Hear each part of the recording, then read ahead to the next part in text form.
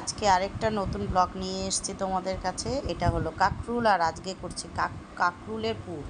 এবার কাকরুলের পুর কে কে খেয়েছো অবশ্যই কমেন্ট করে জানিও। এবার দেখতে থাকো আমি কাকরুলের পুরটা কীভাবে করছি। এই যে কাকরুলগুলোকে আগে মাঝখান দিয়ে কেটে নেব। এই যে মাঝখান দিয়ে লম্বা লম্বা করে কেটে নিলাম। তারপর এইগুলোকে এখন সেদ্ধ করে নেব। করে আগে ধুয়ে নিচ্ছি জল দিয়ে। এই যে ভালো করে ধুয়ে নিচ্ছি যাতে কোনো নোংরা না থাকে।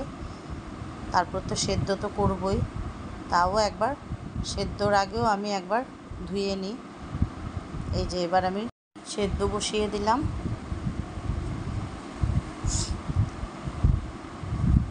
দেখো এই যে এবার এইগুলোকে সেদ্ধ বসিয়ে দিলাম, ঢাকা দিয়ে দিলাম। এই যে এবার দেখি সেদ্ধ হয়ে গেছে। দেখো, হ্যাঁ দেখে তো মনে হচ্ছে সেদ্ধ হয়েই গেছে। দেখি আমি ছুরি দিয়ে একটু করে দেখি কতটা সেদ্ধ হয়েছে। হ্যাঁ সেদ্ধ হয়ে গেছে। এবার গ্যাসটা অফ করে দিলাম। আমি এক এক করে এগুলো তুলে নেব। এবার তোমরাও ঠিক সেদ্ধটা ওরকমভাবেই করবে, যাতে আবার বেশি সেদ্ধ না হয়ে যায়। অল্প একটু সেদ্ধ করবে যাতে কাকরুলগুলো গোটা গোটা থাকে। বেশি সেদ্ধ করলে আবার ওইগুলো সব ভেঙেও যেতে পারে।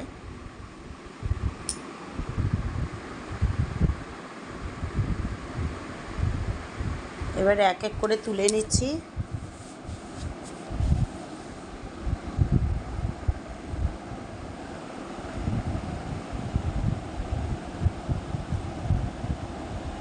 এই যে সবকটা তুলে নিলাম।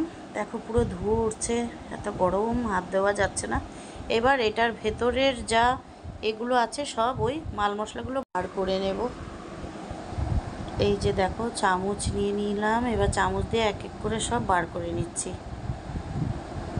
ভেতরের যা কাকরুলের ভেতরে যে দানাগুলো থাকে, কাকরুলের ভেতরের দানা বিচিগুলো আর যা আছে ভেতরের মাল মশলা সব বার করে নিচ্ছি।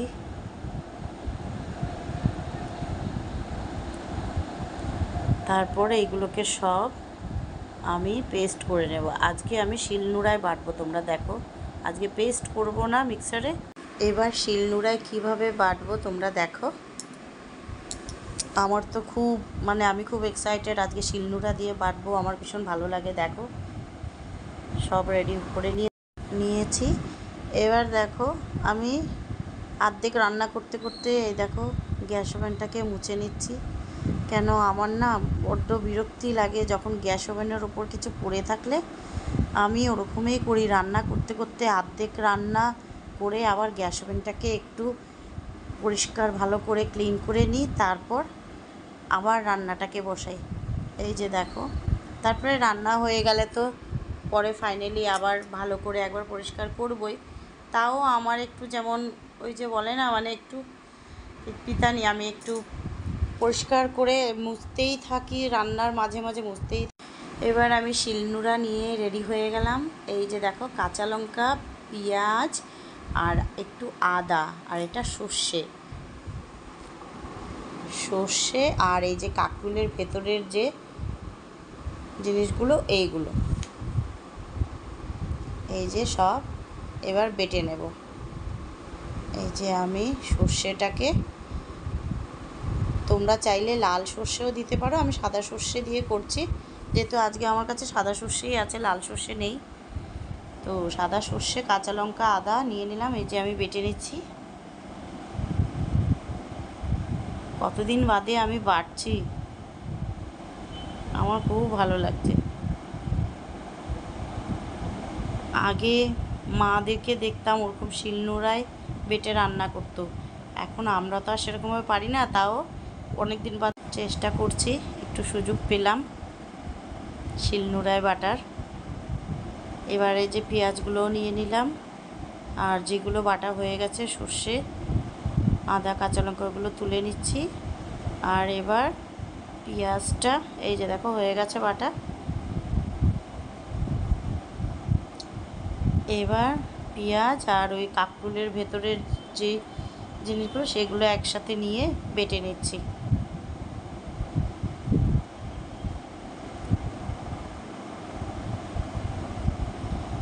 সবাই বলে নাকি যেমন আগেকার দিনে শিলনোড়ায় বেটে মশলা রান্না, যে কোনো মশলা হোক বা যাই হোক শিলনোড়ায় বেটে রান্না করলে নাকি সেই রান্নার স্বাদই নাকি খুব অন্য আলাদা ধরনের হয়।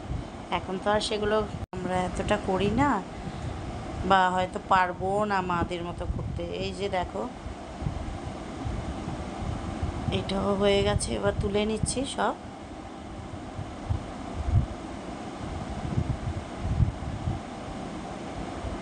তবে একটা জিনিস দেখবে, আমরা যখন পোস্ত দিয়ে কিছু রান্না করি শিলনোড়ায় পোস্তটা বেশি ভালো বাটা হয়, মিক্সার মেশিনে ততটা ভালো হয় না। এবার আমি এই যে গ্যাসে আগুন দিয়ে দিলাম। এবার আমি দিয়ে দেব একটু তেল দেব,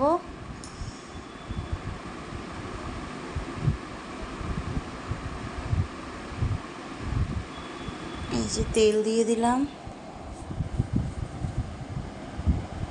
তেলটা এবার একটু গরম হয়ে যাক ভালো করে। আর তেলের মধ্যে একটু সামান্য একটু কালো জিরে ফোড়ন দিচ্ছি। এই যে একটু কালো জিরে এবার দিয়ে দিলাম।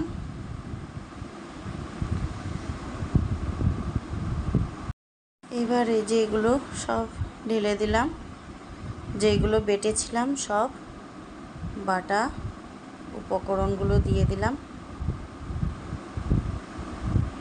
সর্ষে, কাঁচা লঙ্কা, আদা, পেঁয়াজ,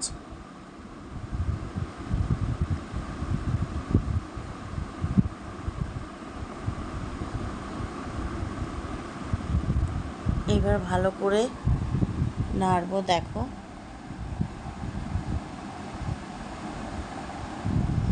এবার একটু নুন দিয়ে দেব, মানে লবণ। এবার নুন বললে অনেকে বোঝে না, তাই আবার আমার দুবার করে বলতে হচ্ছে, নুনও বলছি আবার তার সাথে লবণও বলছি। এবার একটু সামান্য হলুদ গুঁড়ো দিয়ে দেব। আমাকে জানো একজন কমেন্ট করে বলেছে যে নুনটা আবার কি, হয়তো উনি নুন বুঝতে পারছে না, তাই আমি লবণ মেনশন করতে হচ্ছে। এবার এটাকে আমি নাড়তে থাকবো, মশলাটাকে ভালো করে কষাবো, ভালো করে কষিয়ে নিয়ে জলটা যখন শুকিয়ে যাবে, জলটা শুকিয়ে মশলাটা পুরো শুকনো শুকনো হয়ে যাবে, তারপর ওটাকে তুলে নেব। দেখো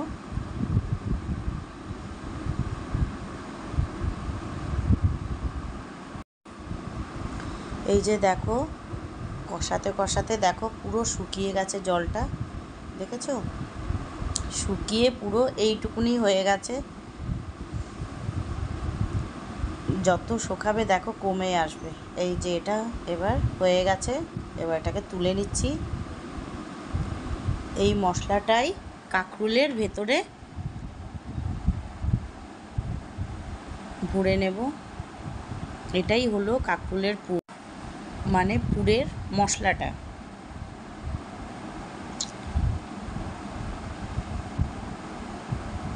এবার আমি এই কাঁকরোলগুলোর ভেতরে এক এক করে কাঁকরোলের ভেতরে মশলাটা ভরে নেব। এদিকে আবার আমি আরেকটা কড়াতে রান্না করছি তরকারি, সেটা কি তরকারি রান্না করছি পরে বলবো। আগে কাঁকরোলের পুরটা সবাই দেখে নাও, নালে সব একসাথে গুলিয়ে যাবে, তাই ওটা এখন আর বলছি না, আগে কাঁকরোলেরটা শেষ করি তারপর আবার আসছি। এই যে দেখো কাঁকরোলগুলো নিয়ে নিলাম। এবার এই পুরের মশলাগুলো এক এক করে কাঁকরোলের ভেতরে ভরে নেব।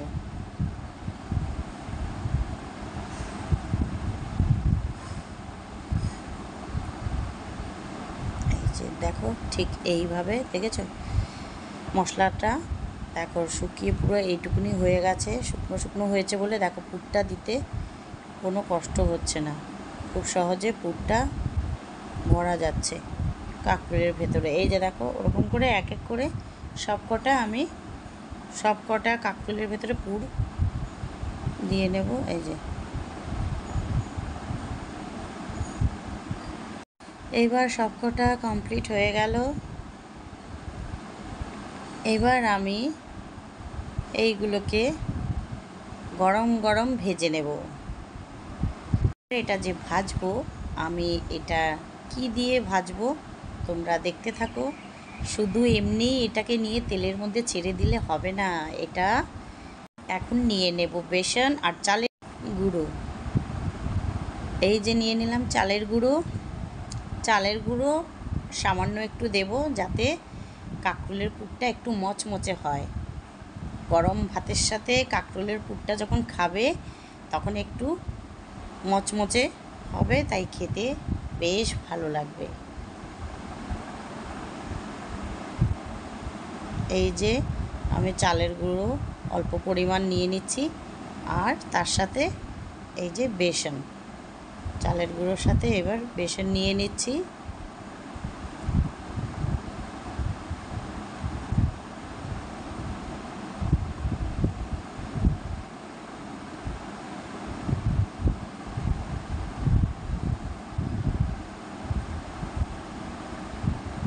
এই যে দেখো, চালের গুঁড়োটা এই কারণেই দেয় যাতে একটু মচমচে হওয়ার জন্য, খেতে ভালো লাগবে। মচমচে হলে ক্রিস্পি হবে, তার জন্য চালের গুঁড়োটা একটু দিতে হয়। এবার এই যে একটু লবণও দিয়ে দিলাম, মানে নুন, আর একটু সামান্য হলুদ গুঁড়ো দেব।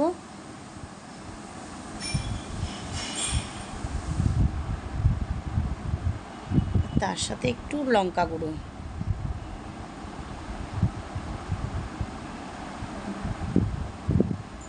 এই যে একটু লঙ্কা গুঁড়ো দিয়ে এটাকে জল দিয়ে ভালো করে গুলে নেব। এই যে গুলে ভালো করে এই বেটারটা তৈরি করে এবার এটার মধ্যে ভালো করে বেটারটা বানিয়ে এবার কাঁকরোলগুলোকে এই বেটারগুলোর মধ্যে চুবিয়ে চুবিয়ে ভালো করে ডোবা তেলে ভাজবো।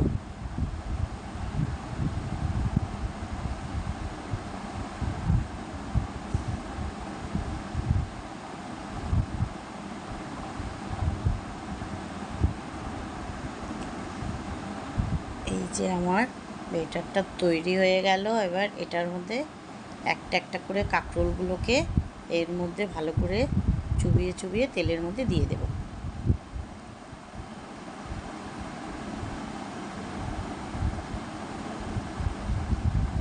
এবার আমি আগে তেল দিয়ে দেব। এবার ভাজার সময় তোমরা সাদা তেল দিয়েও ভাজতে পারো, তবে আমি কাঁকরোলের পুরের ভেতরে যে মশলাটা দিয়েছি সেটা কিন্তু আমি কালো জিরেটা যে ফোড়ন দিয়েছি সেটা কিন্তু সাদা তেলে হবে না, সেটা সর্ষের তেলেই লাগবে। যেটাতে ঝাঁঝ বেশি হয় সেই সর্ষের তেলটা দিলে ওটার স্বাদটা অন্যরকম হয়। তার সাথে তো সর্ষে বাটা তো আছেই, এর সাথে আছেই সর্ষের তেল অ্যাড করা, মানে সর্ষে অ্যাড করাই আছে। এই যে এবার আমি একটা একটা করে দেখো, এবার তেল দিয়ে দিচ্ছি, সাদা তেল। তবে ভাজার সময় সাদা তেল দিয়েও ভাজতে পারো।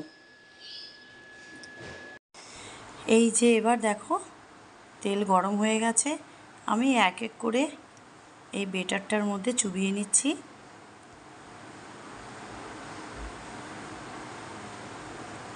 এই যে ওরকমভাবে চুবিয়ে চুবিয়ে এই যে এবার গরম তেলের মধ্যে এই যে দিয়ে দিলাম। ওরকম করেই ঠিক এক এক করে ভেজে তুলে নেব। আমি চারটে চারটে করে ভাজছি, যেহেতু এই কড়ার মধ্যে আমার চারটে জায়গা হবে, চারটে চারটে করে ভাজছি, একসাথে সব দেব না, জায়গা হবে না।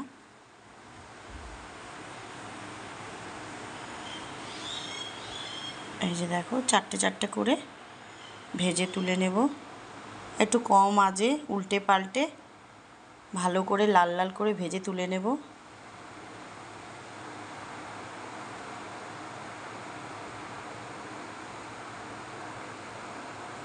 গরম ভাতের সাথে একটু মচমচে করে এই কাঁকরোলের পুরটা খেতে বেশ ভালো লাগে।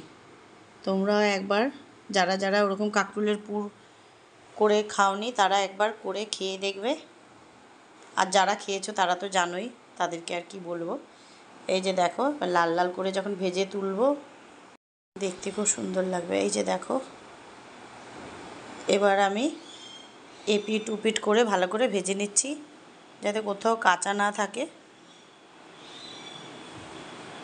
আর কাঁকরোল তো অর্ধেক সেদ্ধই হয়ে গেছে, সেদ্ধর সময় মশলাটাও ভালো মতো ভাজা হয়ে গেছে, তাই আর কোথাও কাঁচা আর নেই। এই যে ভাজা হয়ে গেল, দেখো কি সুন্দর কালার হয়েছে, লাল লাল করে ভাজা হয়ে গেল। এই দেখো সবাই কাঁকরোলের পুর হয়ে গেল। কে কে খাবে তাড়াতাড়ি চলে আসো, গরম ভাতের সাথে কাঁকরোলের পুর। আমি একটা করে দেব না, যে যতটা খেতে চাইবে আমি ততটা করেই দেবো, চলে আসো সবাই। লাগলে আরও বানাবো বন্ধুরা, চলে আসো, কি আছে। তবে অবশ্যই কমেন্ট করে বলো যে কেমন হয়েছে। আর আজকের জন্য এখানেই টাটা।